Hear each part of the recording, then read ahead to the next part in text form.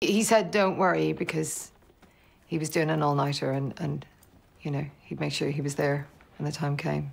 He said that's what the nurses try and do. They just try and make sure that people don't die alone. Yeah.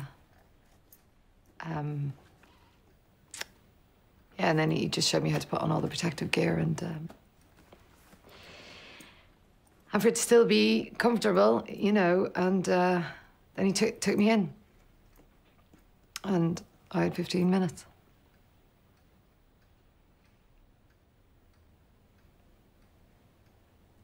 I spent the first 10 just talking about the traffic. Why? The roads were so clear.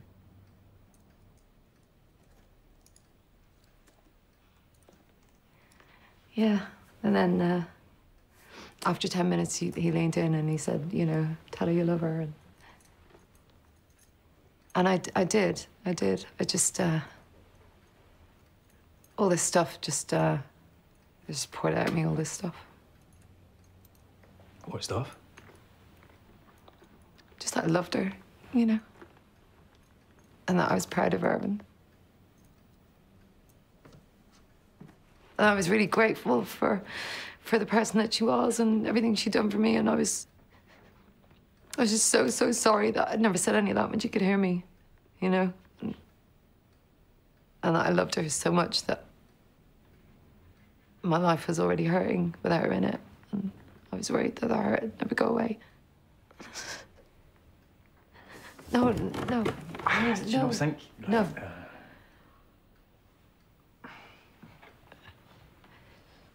Right. And then I told her that Jonathan had told me not to worry. I told her that I'd spoken to him and he promised me that when the time came, he'd be there. I told her that he promised me he'd hold her hand. When she went, that's what I told her.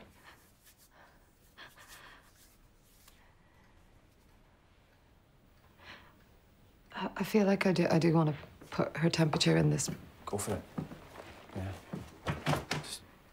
But there isn't really a point, is there?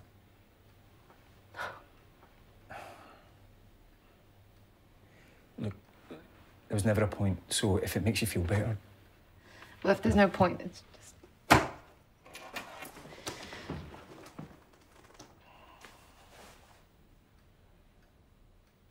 You said amazing things to her.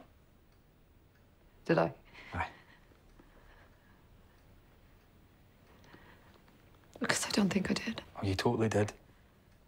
Okay. Good. Because then I was driving home and Jonathan called and he said it was happening now. No, wait, no.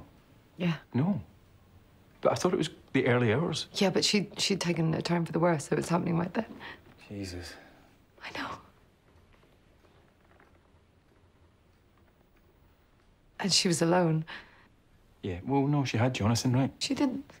Thought he was gonna... She didn't have Jonathan.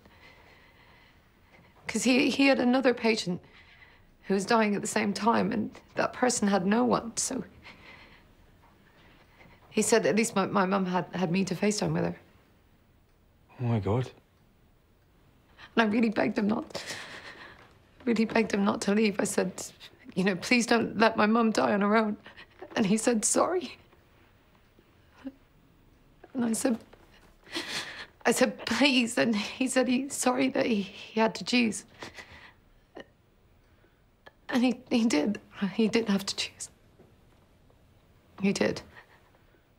So he put his phone on the arm of the bed. And I sat in the lay-by on the ring road, FaceTiming in. I just sat there and I watched my mum die, listening to Jonathan on the other side of the curtain, telling a man he didn't even know that he was there and he wasn't going to leave him.